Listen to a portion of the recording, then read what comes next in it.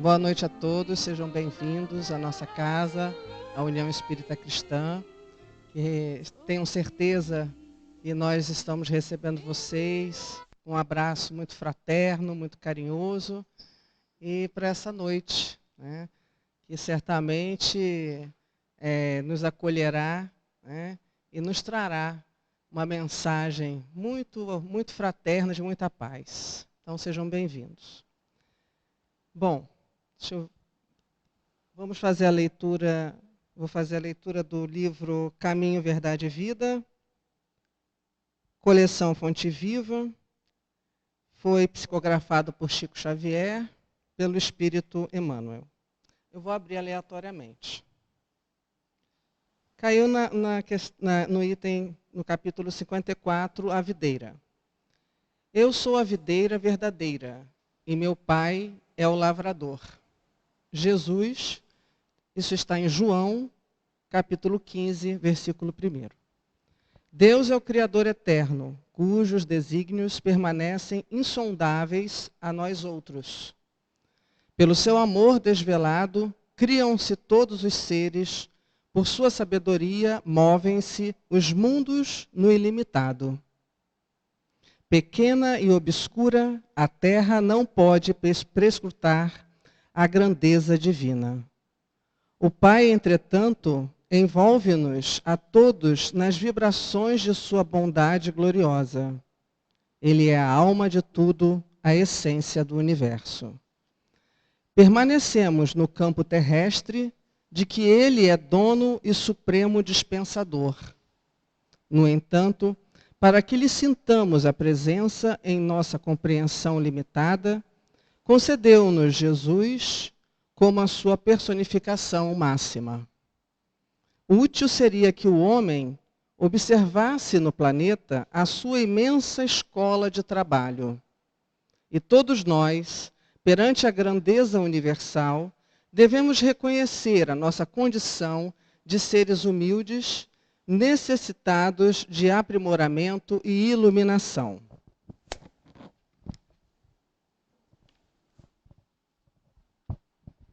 Dentro de nossa pequenez, sucumbiríamos de fome espiritual, estacionados na sombra da ignorância, não fosse essa videira da verdade e do amor que o Supremo Senhor nos concedeu em Jesus Cristo. De sua seiva divina procedem todas as nossas realizações elevadas nos serviços da terra. Alimentados por essa fonte sublime, compete-nos reconhecer que sem o Cristo, as organizações do mundo se perderiam por falta de base. Nele encontramos o pão vivo das almas e, desde o princípio, o seu amor infinito no orbe terrestre é o fundamento divino de todas as verdades da vida. Queridos irmãos, vamos fazer a nossa prece e, por falar no Mestre Jesus, coloquemos a imagem de Jesus em nossa tela mental, em nosso coração, agradecendo esta oportunidade de estarmos aqui, irmanados, com o mesmo propósito de clarear as nossas ideias, os nossos pensamentos, as nossas atitudes no nosso dia a dia. Agradeçamos as oportunidades no nosso dia a dia de trabalho, de estudo e de aprimoramento. Então, nesse momento, somos gratos a Ti, Jesus, por tanto e todo o amparo e tanta luz que nos fornece a todos os instantes. Que assim seja. Hoje nós temos a presença do nosso amigo, conhecido de longa data desta casa, o Sandro Brasileiro, que está aqui ao meu lado. Ele é trabalhador, orador espírita e trabalhador lá no Centro Espírita Allan Kardec, que é um centro espírita, uma casa espírita nossa irmã, aqui em Vila Velha.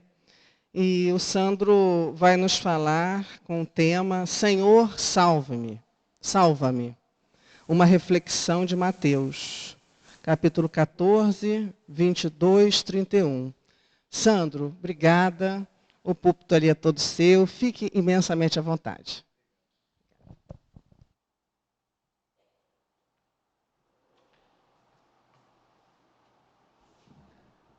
Queridos companheiros, estão me ouvindo? Certinho? Boa noite. É com muita alegria que a gente retorna, né, aqui na reunião de quinta-feira. E nós vamos travar um diálogo, né, nesta noite, sobre essa passagem que está em Mateus capítulo 14, versículo 32 a 31. A escolha dessa passagem para a reflexão dessa noite, eu fiz já há algum tempo. E a razão não é o intuito de fazer uma análise teológica sobre o Novo Testamento, muito menos de tentar dar sentido ou sondar as intenções do Cristo nesta passagem. Essa passagem, quando eu retomei, tive contato com ela novamente, porque ela é conhecida, vocês vão lembrar dessa passagem do Evangelho, foi no momento assim mais difícil, ou dos momentos mais difíceis do período da pandemia, que não acabou. Mas tivemos momentos muito mais difíceis, né, do que estamos passando agora. Então essa passagem me tocou muito, me fez refletir sobre o momento, me ajudou a passar por aquele momento de dificuldade, porque nós vamos ver nesta passagem um diálogo, uma experiência de Jesus com alguns dos seus apóstolos, principalmente Pedro. E aí naquele momento, quando eu retomei essa passagem, que eu encontrei com ela novamente, eu fiquei pensando, bom, Jesus já naquele tempo, já era o Espírito mais perfeito que esteve entre nós, como nos relata o Livro dos Espíritos. É nosso modelo e guia, também como nos diz os Espíritos, no Livro dos Espíritos. Então a conduta que Jesus teve nesta passagem com Pedro, que novamente volto a repetir, estou longe de querer dar algum significado, de tentar interpretar, de tentar sondar as intenções do Cristo, a mim trouxe um sentido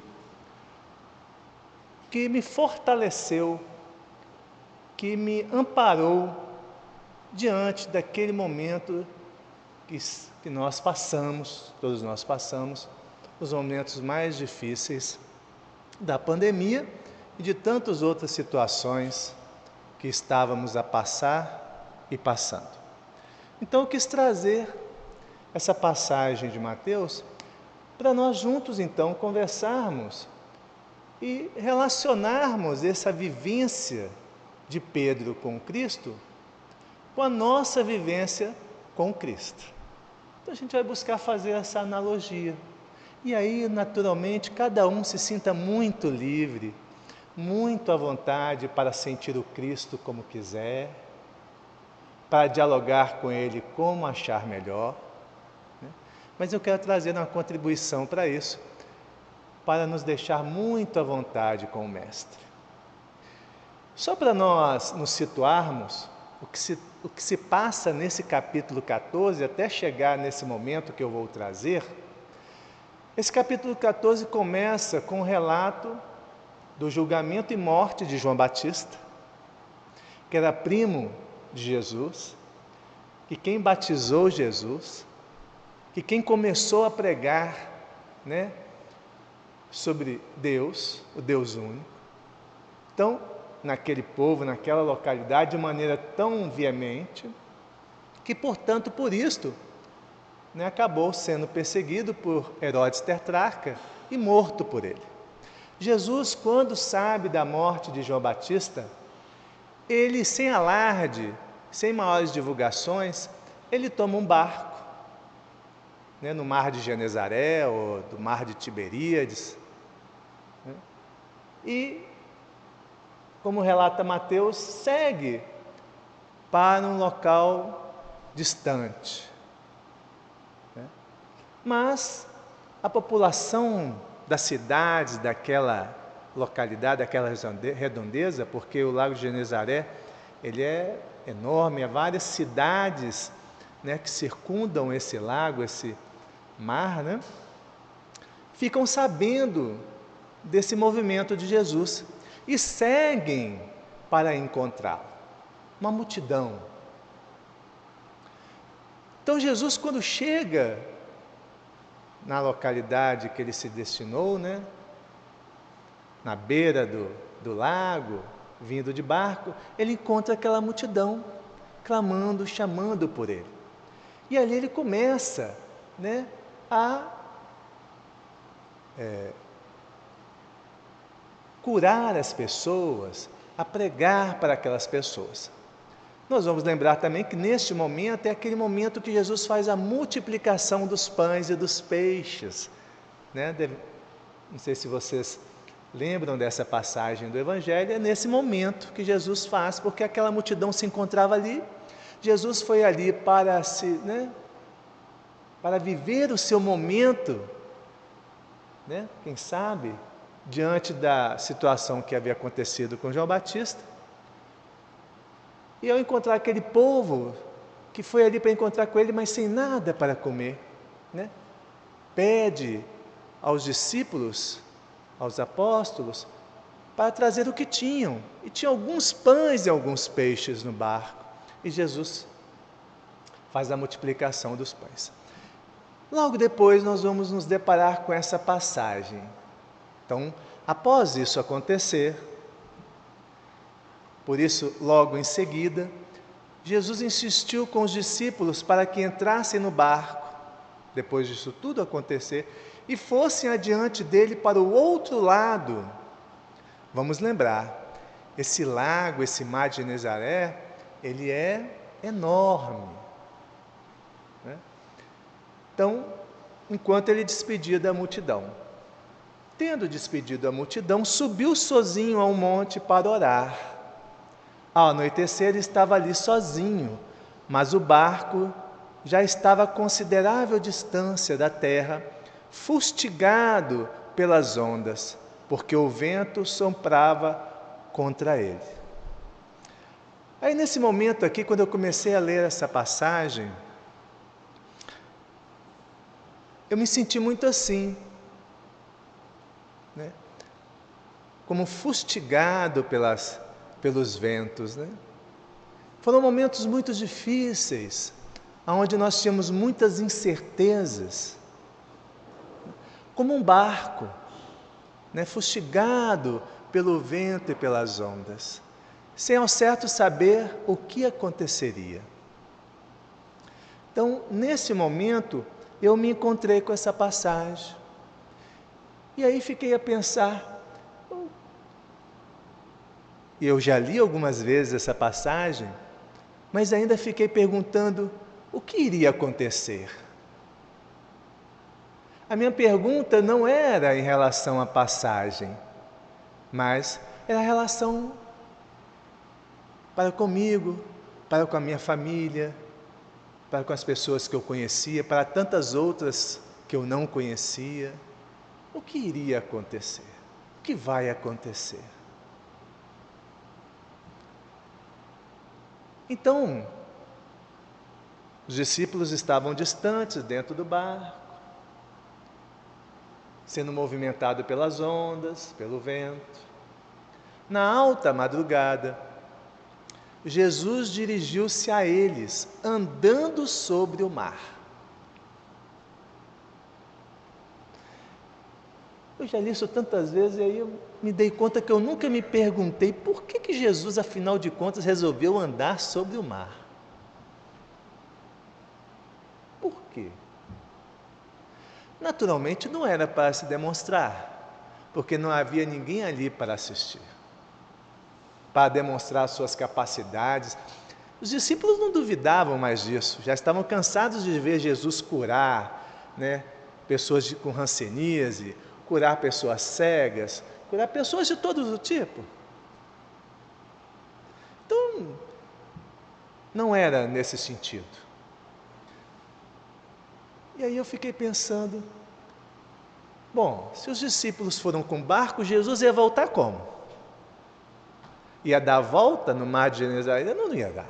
Porque para ele dar a volta no mar de Genezaré, ia durar muito tempo. Além disso, Jesus já sabia o que estava acontecendo. Jesus não foi pego de surpresa. Ele sabia o que estava acontecendo com os discípulos. Se havia um vento forte, o mar estava fustigando, movimentando o barco, como é que os discípulos estavam? Como é que estavam os discípulos? Calmos?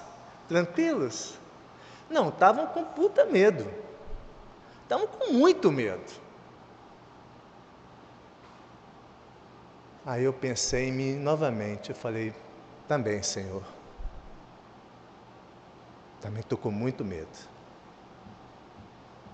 Porque o medo é um sentimento que vem do desconhecido. Eu não sei o que eu vou passar, não sei o que eu vou encontrar, não sei como resolver esse problema, está além de mim. Eu não sei se vocês passaram por isso, ou passam por isso. E aí eu fiquei pensando, mas se Jesus sabia que essa era a única forma de ir lá se encontrar com os discípulos, não faz assim também o Mestre conosco neste momento? Aonde estivesse o Cristo, Ele não estaria vindo ou já não estaria conosco naquele momento? Porque não importa onde o Cristo estivesse, para Ele não há distância, basta Ele querer, como Ele quis andar sobre as águas para encontrar com os discípulos, para Ele isso é normal. Nós é que nos espantamos, mas para o Cristo, como é que eu vou lá me encontrar com os discípulos? Não tinha outro barco? Então eu vou andando. Simples assim. Não é? Vou andando. Vou lá encontrar com eles, porque eu sei que eles estão em dificuldade. E eu tenho as respostas. Não foi o Cristo que disse? Bom é Deus, a mim chame de mestre. Isso é que sou. E o mestre tem as respostas para aquilo que nós precisamos. E os discípulos precisavam do Cristo. Eu precisava do Cristo. Então eu não podia duvidar de que Ele viria ao meu encontro. Não que eu me igualasse aos discípulos, porque Ele não foi porque eram os discípulos, mas é porque eram os irmãos, precisavam dEle. Como Ele multiplicou os pães e os peixes para aquela multidão que lá estava faminta.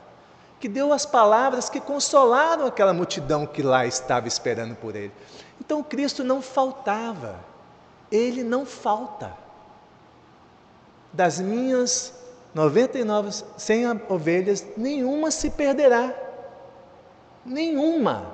Então, eu não podia duvidar de que Ele me faltaria também, como não faltou aos discípulos, porque Ele foi ao encontro dos discípulos, não porque era maravilhoso andar sobre as águas, mas porque simplesmente os discípulos precisavam dEle. Os discípulos, quando viram andando sobre o mar, ficaram aterrorizados. Olha só, não é a pessoa com medo, não é assim? Qualquer situação aterroriza, porque já está com medo. Não sabe o que vai acontecer. Então, qualquer coisa que aconteça, o medo explode, né? Ele amplia-se. Então, os discípulos ficaram terrorizados e disseram: é um fantasma. E gritaram de medo. Está claro que eles estavam com medo. E não reconheceram o Cristo. Porque isso, o medo, dificulta a enxergar, a ter clareza de enxergar as coisas como são. Não como eu imagino que são. Não como eu sinto que são, mas como são. Então eles não enxergaram o Cristo, eles enxergaram um fantasma. Eles não pensaram que podia ser o Cristo, mas eles pensaram que era um fantasma, algo que queria aterrorizá-los, porque eles estavam ali no mar de Genezaré, né, movimentado pelas ondas, correndo o risco de inclusive virar o barco e alguns, quem sabe, se afogar. E eu falei: batata, será que é assim que eu estou vendo as coisas? Será que é por isso que eu estou com medo? Porque eu não estou conseguindo enxergar o Cristo. Eu estou enxergando alguma coisa baseada no meu medo. Isso me fez todo sentido naquele momento mais difícil a mim. Será que eu estou enxergando a coisa como ela ou estou simplesmente enxergando algo terrível? Não que não fosse, porque para os discípulos, naturalmente, né, ser jogado pelas ondas, poder cair no mar, poder se afogar, é natural ter medo. Mas eles não estavam mais sós, mas não conseguiam enxergar isso. Adiante então, mas Jesus imediatamente lhes disse: coragem. Me fez lembrar até da EMEES. EMEES é Encontro de Mocidades Espíritas do Estado do Espírito Santo. Nesse ano nós voltamos a ter, né, um encontro presencial. Né? No último encontro presencial, o tema foi coragem. A gente estava até adivinhando. Né? Adivinhando. Cristo fala para eles coragem. A primeira coisa foi estimular neles algo além do medo, porque a coragem não é não ter medo. Coragem é ter medo, mas saber lidar com ela, saber lidar com o medo, para poder enxergar as coisas como elas são, não como eu imagino que são. Então Cristo chama os discípulos para a realidade, coragem, e depois se identifica: sou eu. Interessante, Jesus não se identifica primeiro e depois pede coragem, não. Primeiro chama os discípulos a terem coragem, porque ele sabia que eles tinham condições de trabalhar aquele medo que eles estavam sentindo. E depois se identifica: sou eu, não tenham medo. Isso fez todo sentido para mim naquele momento mais duro da pandemia. Era preciso ter coragem. Porque como os discípulos, mesmo tendo coragem, e o Cristo lá, ainda assim, pode surgir algumas dúvidas. É natural. Porque isso é da nossa imperfeição ainda.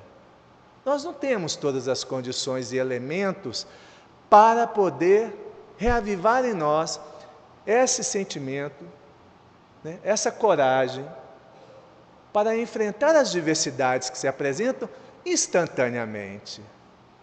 Nós precisamos trabalhar esse nós, porque cada um de nós reage de uma maneira, é impactado de uma maneira, e tudo bem, não tem nada de errado. Mas o Cristo pede de nós algum movimento. Ele pede que nós percebamos a situação e participamos dela.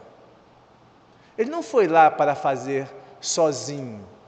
Ele foi lá para viver aquela experiência com os discípulos. E eu tinha certeza que o Cristo estava conosco para viver essa experiência que nós passamos e que estamos passando. Porque não era apenas a experiência da pandemia, mas é a experiência da transição planetária que nós estamos vivendo. Nós estamos vivendo a transição planetária do mundo de provas e expiações para o mundo de regeneração. E essa pandemia, essa guerra e essas doenças, e esses sentimentos de ódio, essas brigas, eles advêm das nossas dificuldades de lidarmos com isso. E o Cristo, a primeira coisa que nos pede é coragem. E a segunda coisa, identificá-lo. Saber que não estamos sozinhos, que Ele veio ao nosso encontro, que Ele está conosco. Então, Pedro, me senti representado por Pedro aí. Eu, se fosse Pedro, faria a mesma coisa. Senhor, se és tu, manda-me ir a teu encontro sobre as águas. Atirado Pedro, né? O Senhor, é o seguinte, é o Senhor mesmo? O Senhor está dizendo que é o Senhor, né? Então faz aí eu ir me encontrar com o Senhor. Quero ver se o Senhor é o Senhor mesmo.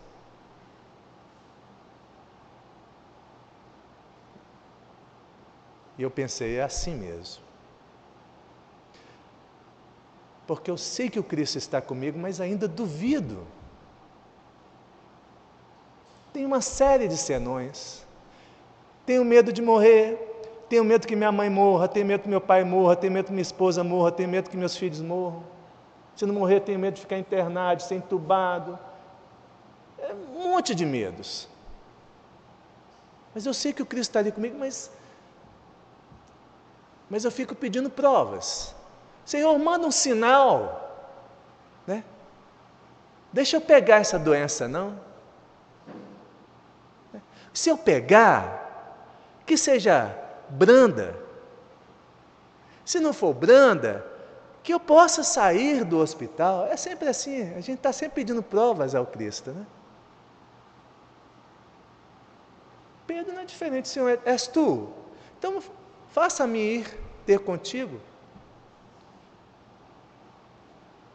É uma dúvida de Pedro, não é a do Cristo, é de Pedro. Não tem a ver com o Cristo, tem a ver conosco. É a nossa dúvida. E o Cristo entende, tanto entende, que ele responde, ele não repreendeu Pedro. Você está duvidando de mim? Não é assim que a gente fala? Você está duvidando de mim? Se fosse qualquer um de nós falaria isso, né?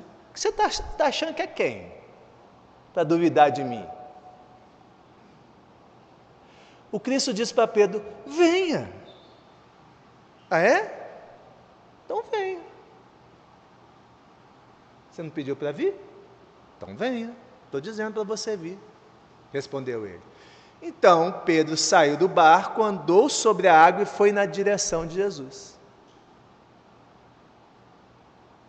Então é assim, a gente faz essa trocação com Cristo de dúvidas, né? E aí a gente descobre, não, mas eu acredito no Cristo. Eu estou titubeando, não, mas eu tenho certeza que o Cristo está aqui comigo. E aí a gente vai, né? Retoma a vida, faz aquilo que é possível fazer dentro das normas, das orientações científicas, médicas que foram dadas. Começa a retomar e participar, buscar modos de participar com as pessoas. A Casa Espírita fez isso através das palestras virtuais. As pessoas vão se movimentando. É isso. Por quê? Porque acredita no Cristo. E sabe que Ele está aqui conosco. É o movimento que a gente faz no dia a dia. E ainda fazemos, diante de tantas coisas que acontecem. Cada um de nós passa por severas coisas. Porque esse é o momento de transição. É o momento de nós darmos o nosso testemunho. De demonstrarmos o que nós já angariamos até aqui. De dar um salto. Na verdade, um passo. Salto não, um passo. É dar o passo, um passo à frente. E assim fez Pedro. Você falou para eu ir, estou indo então. E Pedro andou sobre as águas. Mas aí, né, aí eu falei, me vi representado em Pedro. Mas quando reparou no vento, não é assim? Não, eu acredito no Cristo. Mas quando eu olho para o lado, aí minha esposa ficou doente. Putz, aí, nossa Senhora, o que eu vou fazer? Meu pai ficou, Senhor, o que eu vou fazer? Né? Fiquei desempregado, o que eu vou fazer? Não é? Tantas coisas acontecem. É o vento. A gente começa a reparar não em volta, a gente perde a percepção do Cristo em nossa vida e reparamos em volta nas coisas que estão acontecendo, mas não para enfrentá-las, mas para relembrar o temor que nós temos delas, do que elas podem provocar em nossas vidas, porque nós tememos isso. O que eu vou fazer? Eu fiquei desempregado, o que eu vou fazer? Eu não estou conseguindo pagar a prestação da minha casa, o que eu vou fazer?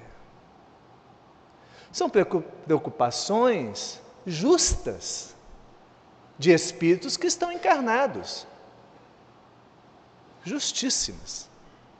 A questão, como Pedro, que ficou com medo, e Pedro seguiu até ele, quando reparou no vento, começando a afundar, porque ele perdeu aquela sintonia com o que estava o Cristo, porque quem estava mantendo Pedro sobre as águas? Quem estava mantendo Pedro sobre as águas? O Cristo. Pedro dava conta de andar sobre as águas? Não. Mas Pedro deu 1%. O Cristo entrou com os 99%. Pedro só precisava dar 1%.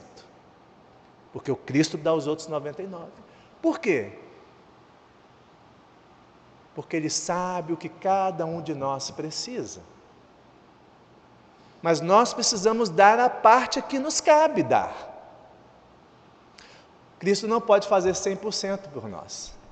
Ele precisa que a gente dê a nossa parte, para que Ele possa dar a parte que nos falta naquele momento e prosseguirmos. E aí eu afundar, como eu também faria. Não faria não. Faria não porque eu sou muito orgulhoso. Porque Pedro gritou, Senhor, salva-me. Eu não faria. Não faria. Eu sou muito orgulhoso. Talvez na hora que eu tivesse com a água sobre o pescoço, aí talvez eu gritasse. Mas começando a afundar, não gritaria não. Mas Pedro começou a afundar, não é bobo, porque ele viu que era o Cristo. Vou gritar, ué. O Cristo está aqui perto de mim. E o que eu quero dizer para todos nós é, gritemos. Com todas as forças que nós tivermos. Gritemos pelo Cristo. Vai doer. Vai ser difícil. Porque a gente acha que se basta. Sou espírita. Sei que a vida não acaba, não é verdade? Mas aí que está. O Espiritismo é a lei divina, que está em nossas consciências. Mas nós somos espíritos muito imperfeitos ainda. Então vamos com calma. Vamos com calma. Porque nós vamos perceber a atitude do Cristo para com Pedro, posso dizer que é a mesma para conosco nos dias de hoje, nesse momento de transição.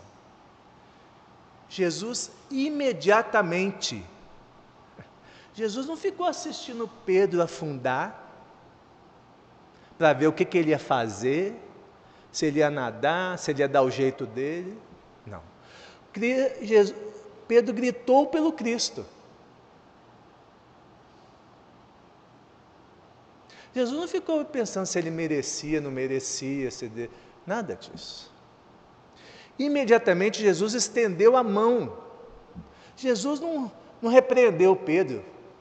Fala, coragem, rapaz, vamos lá, fé, vamos lá, você consegue. Não. Jesus primeiro estendeu a mão.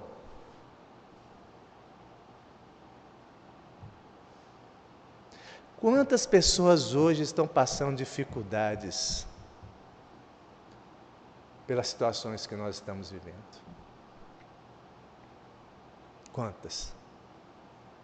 Sem tirar nós. Estou falando o mínimo, o básico para sobreviver. As pessoas estão sem o básico para sobreviver. E a gente fica pensando. Feliz daquele que recebe, né? Aquele que sofre, aquele que pede pão para comer, porque estará recebendo a mim mesmo. Não foi isso que o Cristo disse? Então Jesus estendeu a mão e segurou, depois de segurar, de dar sustentação, a ele disse: homem de pequena fé, por que duvidou? Então, depois de Jesus segurar na mão de Pedro e dizer: você não vai afundar, mas pode ficar calmo, não precisa ter medo não. Eu estou te sustentando. Mas cá para nós, sua fé está vacilante. Jesus faz isso conosco, todos os dias. Talvez o nosso orgulho não nos consiga fazer perceber isso. Que Jesus está segurando em nossas mãos. Porque o momento de transição planetária é um momento muito difícil. É um momento muito derradeiro. É um momento de provações, de expiações, de limpeza do umbral. Não é à toa que nós estamos vivendo momentos de guerra. Não é à toa que nós estamos vendo pessoas dentro de casa se agredindo, se violentando, brigando, retirando as próprias vidas. Não é à toa. Somos nós que saímos do umbral, porque não achemos que nós estávamos no nosso lar, não, viu? Talvez alguns aqui. Mas a maioria de nós possivelmente estava lá. E teve inúmeras oportunidades para vir, não só nesta vida, em todas as outras que já veio. Porque o processo de transição planetária não é de um dia para o outro, são séculos, são milênios. E nós estamos nessa, idas e vindas, idas e vindas. E o Cristo está conosco, estendendo a mão, segurando, sustentando, porque cá para nós, se dependesse de nós pagarmos as contas, nós estamos danados. Porque é dado das nossas imperfeições. Nós nos equivocamos muito, nós erramos, ok. E o Cristo nos sustenta o nosso mundo, tanto que Ele é o governador da terra, e não se exclui dessa responsabilidade. Ele está conosco, nos sustentando, mas nos lembrando de que nós precisamos fazer a nossa parte. Precisamos fortalecer nossa fé. Precisamos nos perguntar por que nós ainda duvidamos, por que nós somos vacilantes, por que nós ficamos pensando tanto para fazer, quando as coisas estão dadas e pedindo a nossa participação. A doutrina espírita nos ensina que nós devemos fazer aquilo que nós podemos fazer, nada mais disso, nada além disso, mas aquilo que nós podemos fazer, nós devemos fazer. E qual é o limite disso? O Livro dos Espíritos nos diz que é o limite das nossas próprias forças. Qual é o limite do trabalho? É o limite das nossas próprias forças. E só cada um pode responder isso. Mas para isso precisa repensar as próprias dúvidas e a própria fé. Não uma fé atestada naquilo que acredita, mas naquilo que faz. Então a gente precisa começar a se perguntar o que nós estamos fazendo e não aquilo que nós estamos acreditando. Porque se nós estamos fazendo está destoando do que nós estamos acreditando, nós vamos entender o que nós estamos acreditando está apenas na inteligência. Não caiu no campo do coração e da compaixão. Então nós precisamos nos perguntar, urgentemente, porque a nossa vivência tem que estar baseada naquilo que nós fazemos, e muito menos naquilo que nós acreditamos. Porque no final das contas, seremos medidos pelas nossas obras, não apenas por aquilo que acreditamos. Depois, Jesus ergue Pedro, vão até o barco e seguem a sua jornada. E nós conhecemos qual é a história, né? O que nós fizemos naquela época com Cristo. Mas a mim, naquele momento difícil que eu estava vivendo, como muitos, e ainda estamos vivendo, essa passagem me foi um convite a tentar repensar essa conduta. E não estou falando de nada estrondoso, nada fascinante, nada mirabolante. Não.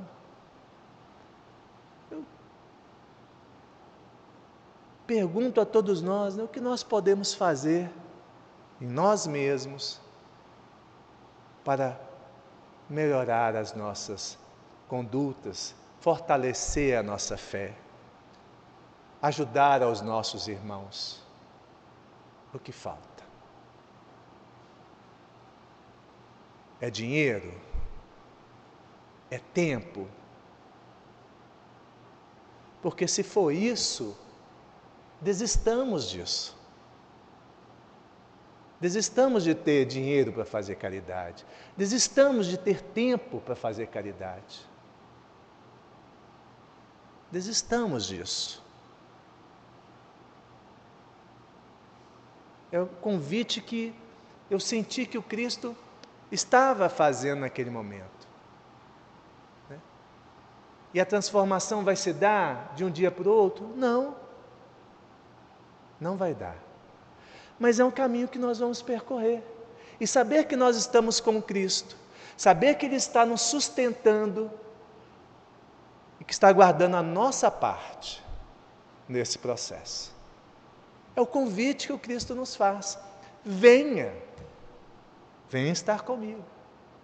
Então a mim tranquilizou muito o meu coração, me fortaleceu, me sustenta até hoje, diante das adversidades, das dificuldades pelas quais eu passo, né? Ainda hoje em dia. Né? E espero que ajude, de alguma maneira, a cada um dos companheiros que aqui estão, no seu sentido. Não, né, no meu sentido, mas no sentido que faz a cada um. Como vai se encontrar com Cristo? Como vai se sentir sustentado pelo Cristo? Né? Como vai aceitar esse convite? Né? Qual é o próximo passo que vai dar? Mas com tranquilidade, sem culpa, sem correria. A gente não precisa correr. Não é a velocidade que nos fará ser melhores. É a atenção, é a percepção daquilo que está à nossa volta e que nós podemos fazer. A gente não precisa procurar. O mais legal disso é que a gente não precisa procurar. Está à nossa volta. É só a gente ter um pouco mais de atenção, com tranquilidade, com paz, com serenidade. O medo vai nos fustigar, mas nós vamos recorrer à coragem que o Cristo vai nos sustentar para enxergar aonde nós podemos colaborar. Né? Penso que esse é um convite, né, a ser feito nessa noite. Que Jesus nos abençoe, né, nessa caminhada.